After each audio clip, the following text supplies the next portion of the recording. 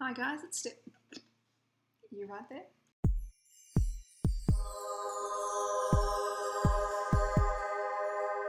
Hi guys, it's Steffi from the Novelty Corner, and today I'm going to be sharing with you my December wrap-up. Now, this is only part of the books that I finished in the second half of December because I did participate in the Holiday Booktubeathon, and I'm going to film a separate wrap-up for that because they were the last books that I read in the month. But I thought that for the time being, I would show you what I read in the second half of December. And for those of you who don't know, this is Benny. I'm currently sitting on the floor, which is why he's sitting in my lap. So this could get interesting. The first book that I finished in the second half of December is Radiance by Catherine Valente. Now, I wish I could articulate what this book is actually about, but this book blew me away, and I don't think I'm smart enough to actually interpret this and give this a proper review. But it is the story of the disappearance of a famous documentarian. So it is a science fiction book. It's set in space. It's set on multiple planets in our solar system, which I can't even really tell you what that's like because it sort of spoils part of the story. But the idea is that humans have settled the planets in the solar system. And one day while she's filming a documentary on Venus, Severin disappears. And this is the story of her disappearance and what happened to her as told by the people who knew her. It's beautiful.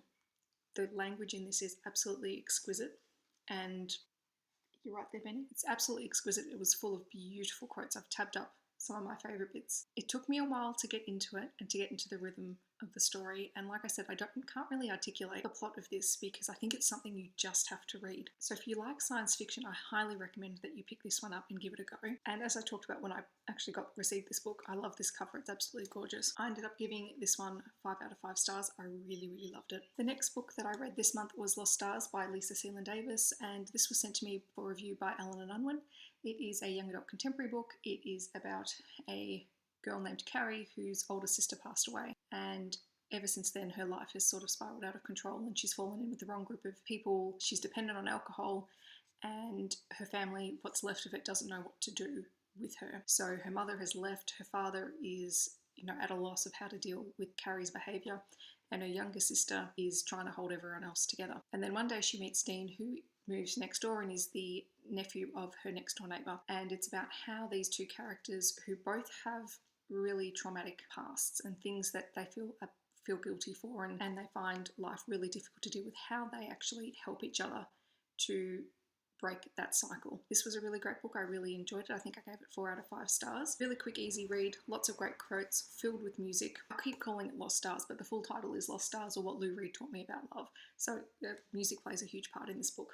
I highly recommend that you check this out if you like contemporary reads. This month I also picked up the first 2 books in the Star Wars Aftermath trilogy by Chuck Wendig. So that's Star Wars Aftermath and Aftermath Life Debt. This third book I think is coming out in January. These books take place between Return of the Jedi and The Force Awakens and help bridge the gap between those 2 films. In these books, some of the characters that you might recognise from the original films include Wedge Antilles, who was one of the X-Wing pilots. So he's a sort of side character in these books, as well as Princess Leia and Han Solo do feature in the books, and Chewbacca predominantly in Aftermath Life Debt. Basically, this is about the aftermath of what happens after the second Death Star has been destroyed and how the galaxy starts to pick up the pieces. So you've got all of these worlds who've been living under the Empire's rule, and suddenly the Empire is not there, and there is this fledgling new republic trying to fill in those gaps and trying to restore order. In this story, we meet a really interesting group of characters, a former pilot, a former Imperial officer, a bounty hunter, etc. And all their paths collide as they are forced to work together to escape what remains of the Empire. I can't reveal too much about these stories because obviously I read the first 2 books and I don't want to give anything away, but if you're a fan of Star Wars and you want to know what happens between the films, I definitely check them out. I'm a big fan of the Star Wars books.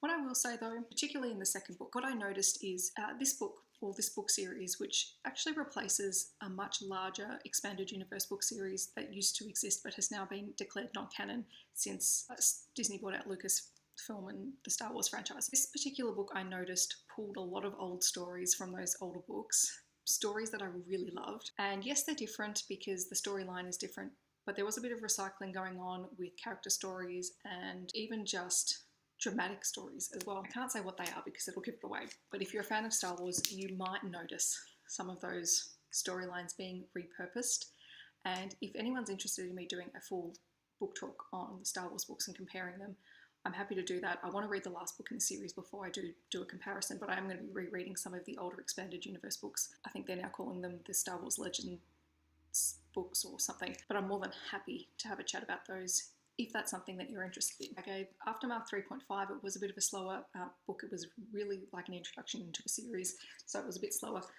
Aftermath Life Death, I did give 4 out of 5 stars. It was much quicker paced and I felt that there was more action and it was a little bit easier to stay focused on what was going on. Then I picked up Star Wars Bloodline by Claudia Gray, which is the story of Princess Leia after fall of the second Death Star and Rise of the New Republic. This book takes place after the Aftermath series. So yes, I've read a book that takes place after that series without reading the 3rd book in the series, but that's just how the Star Wars books work. I really enjoyed this. I gave it 4 out of 5 stars. I love books about Leia. I think she's such an interesting character, and this one was just so character driven as she deals with trying to be a senator in the New Republic by trying to stick to her guns. She was this hero of the rebellion and suddenly she's stuck behind a desk and trying to do the right thing, and she's trying to balance out how she can help people and get things done even though politics is standing in the way. There's also issues where she has to deal with, you know, growing warring factions within the New Republic and how the government is no longer stable, how to deal with the fact that she is the daughter of Darth Vader. I mean, I really love this one. I thought this one was great. I do actually prefer this book over the Aftermath series, and I've heard that Claudia Gray's other book in this new Star Wars book timeline,